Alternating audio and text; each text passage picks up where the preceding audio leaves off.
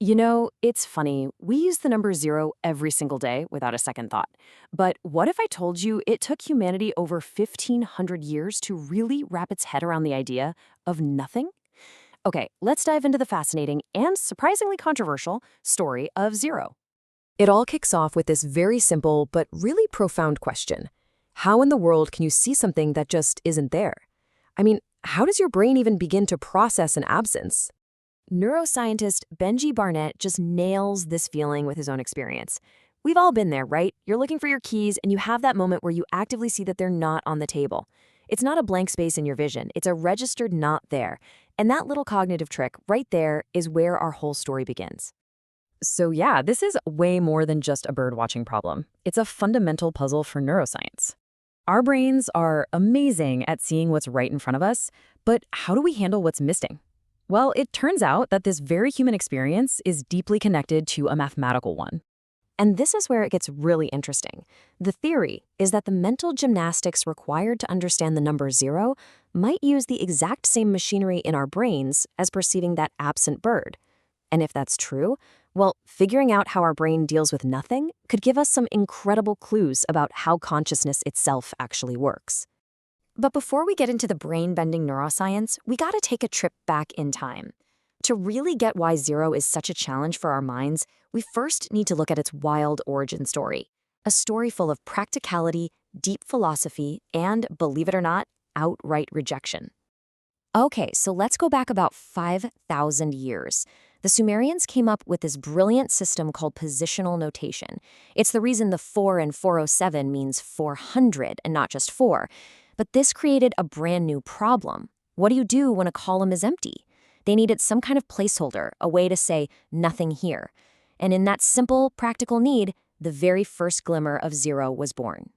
But as this idea of a placeholder started to spread, it hit a massive philosophical wall. In ancient Greece, their world was built on geometry, things you could see and measure. For them, nothing had no physical shape, no home, so it simply couldn't exist. Their logic was completely stumped. How can nothing be something? But over in India, it was a totally different story. Their philosophy was comfortable with concepts like emptiness and the void. Nothingness was a thing in itself, an idea you could actually describe. And in that welcoming environment, zero didn't just survive, it thrived. And I mean, this really shows you the kind of intellectual barrier zero was up against.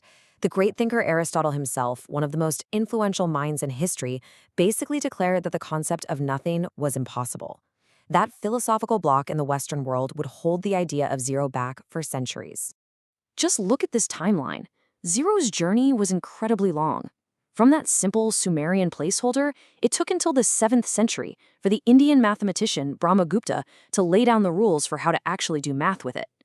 Then it wasn't until 1202 that Fibonacci finally brought it to Europe, and even then, people were skeptical. It really took until the 17th century for zero to become the mathematical hero we know today. So how did it happen? How did zero go from being this shunned philosophical taboo to an absolutely essential tool that literally built the modern world? Let's take a look at how it finally won everybody over. You know, it wasn't the big shot academics or the powerful church leaders who championed zero in Europe. Nope. It was the working class, the merchants, the bookkeepers, the tradespeople. They saw its raw practical power.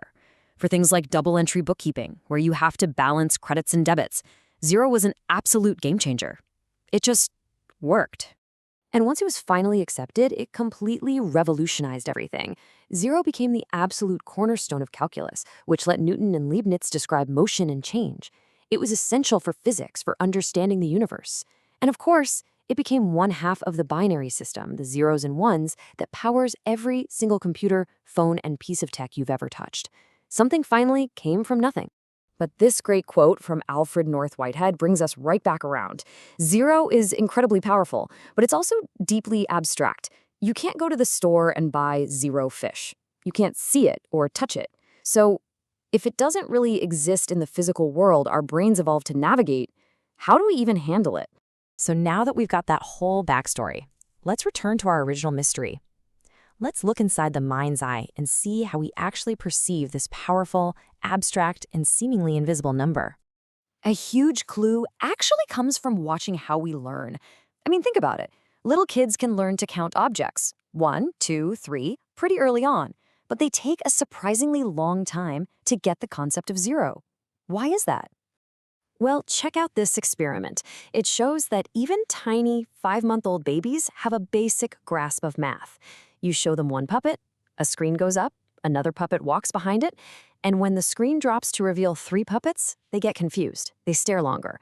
They know something is wrong because they were expecting 2. But here's the amazing part. You do a different version. You show the baby one puppet, then they watch it get taken away. The screen drops to reveal 1 puppet is still there. Now, logically, the baby should be surprised, right? 1 minus 1 isn't 1. But they're not. They're totally fine with it. It's like their innate math ability just evaporates when the answer is supposed to be 0. It's a genuine cognitive blind spot for absence. And get this, that cognitive blind spot has a fascinating parallel deep inside the brain. For the first time ever, scientists recording from the brains of primates found something they weren't even sure existed: 0 neurons. These are brain cells that fired specifically when the monkey was shown an empty set, when it saw nothing, and they stayed quiet for any other number. This ties into a cool psychological quirk called the feature-positive effect. Basically, our brains are hardwired to spot things that are added much more easily than things that are taken away. For example, you'll probably spot the typo in Angers right away, but you might read Strancer and not even notice the missing G. Our brains are biased towards presence, which makes detecting absence and understanding 0 a very special kind of challenge. So what this all suggests is pretty profound. Perceiving nothing isn't just a lack of brain activity. It seems our brains have a unique, active signal for it. That absence neuron firing is a positive signal for a negative fact. And here's the kicker. Some cutting-edge theories of consciousness propose that this very mechanism, the ability to actively represent what isn't there, might be one of the fundamental building blocks of being aware at all. This quote just captures the epic scale of this journey perfectly. This one little concept, 0, helped us unlock the secrets of the entire cosmos through physics and calculus.